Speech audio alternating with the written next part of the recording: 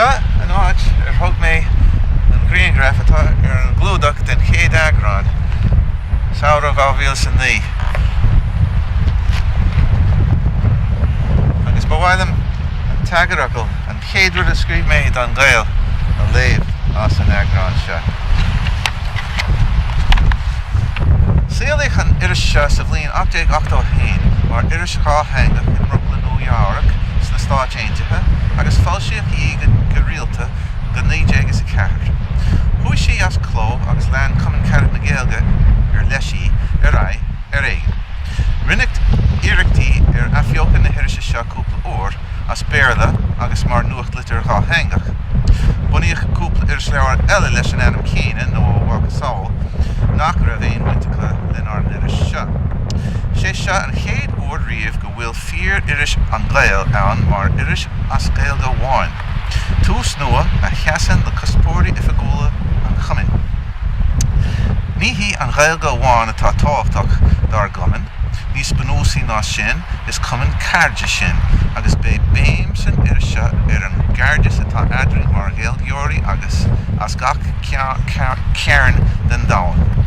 Ach a bhfuil aon gá leis an iris seo, nuair a bhunaigh Michael a lochan An Gael ba í an chéad iris Gaeilge riamh ar domhan í. Sa lá atá nniubheann tá roinnt eile ann dar nói agus tá siad mág go leor. An fiú an ceann seo a athbheochan mar sin. Fágtar mar a bhí dearfaí. Ach cé go bhfuil irisí clúteacha eile ann fearann spalaí de bhálaí comá le clocha móra agus tá ról a glíne sa domhan le seo chun ar ceol haon a dhéanamh agus nuair a stadan an ceol stadan an rinca. An bhliain sular olsíoch An Gael den chéad uair tharla achtar anasimú i Denison, Texas. Ní raibh an gorta mór an tain flá a tharla san naoú hísteag. Tamil ina dhíobh sin tharla tubaiste san Eorp a scris fórmhór na bhíonchart. Sa rank bhí an tanscail ba thábhachtaí dá gcuideacha i mbaol.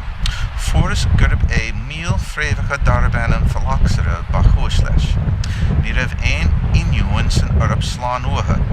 Mar a Harlíonn tá Denison, Texas annach a súil le cognac na Franca agus bhí finiúnacha acha an sin nach raibh an feithid seo ábalta a scrisa. An réiteach a fuarthas an tubaiste seo ná gur ibrigh na Franci is na Americanig le chéile agus in cognac beangaíoch finiúnacha na Franca le fréamhacha ó hiniúnacha de chuid Texas. Thábháil an teas seo tionscail na neachana alcóil ar an mórthír. Mar an mbeoch Texas ann, ní bheoch cognac ann mar bheoch níos mó. Ní neart go cur le chéile go litirthe sa chás seo. Déantar cognac is still fata. Déantar isce bethe na hÉireann is still fata ach amháin Bushmills, freisin. Tá an still fata is mó ar domhan I Gorcaigh, mar a Harlíonn. Rinne Arabach san 8ú híis an chéad still fata mar seo. Agus furas an teicneolaíocht nua in Éireann agus ar an mórthír ó na Harabíg. Ar dús ba iad na chemiciúirí amháin a chur sim san alcóil. Tugach aqua ardens ar an isce bethe nua seo sa darú híisteag san Eorp, isce ar leasan. Ceacha tinne nó isce é. Ní tinne ná isce é ach rud eile ar fad rud antach. Cad é An Gael sa lá atá nniubheann, Éireannach, Americanach, Sasanach, Gaeilgeoir, cairdeal na Gaeilge, nó rud eile ar fad. Fágtar an bhíniú faoi na chemiciúirí béidir. Ach aithníonn Gael eile.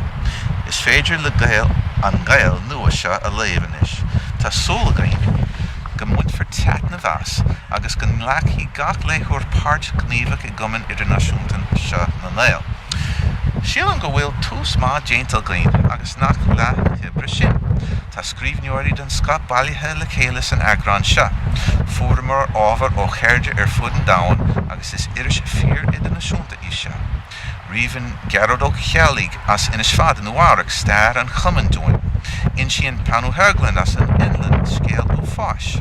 Tá scéal faoin saoil a bhí ann I mlá clia timpeall 1952 le Seán O'Connor a chonaí in Connecticut. Tá filiacht a glíonn le Simon Ó Fialáin agus Ciarán O'Rourke as blá clia, lomsa as inis fada, le rút ní bhfuil atá ina cónaí I gContae Hilcheannig le Seán Costello agus Contae na Gailge, le Prunchis MacAward agus scéal leis as Aaron Ward agus ina cónaí I Letter Ceanan. Tá tuairiscí ó Cheanada le Alison Reid agus ó nua-aimseartha le Hilary Vic-Slivne. Pléan Lúl de Puir as inis fada cuasaí ceol ina chalún. Cumas bra ó gach cearn den dahan. Má bhíonn tú lorg cara gan locht, bé tú gan cara go Joe. Déanaimiid ar seacht níchil chun iris frá a choláthar agus breathann sé na Gael eile a ghlachan páirt inte. Nílamid go léir mar an ggéine.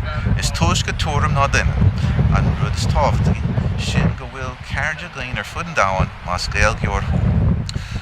Go muinimis sult as I casa ar chéile ar leathannig na hirise seach. Sin as an chéad Eagrán agus tá scéal sin fíor fós, breathaimid ar Gaeilge agus breathaimid ar bhordaiciacht. Go raibh míle mágah.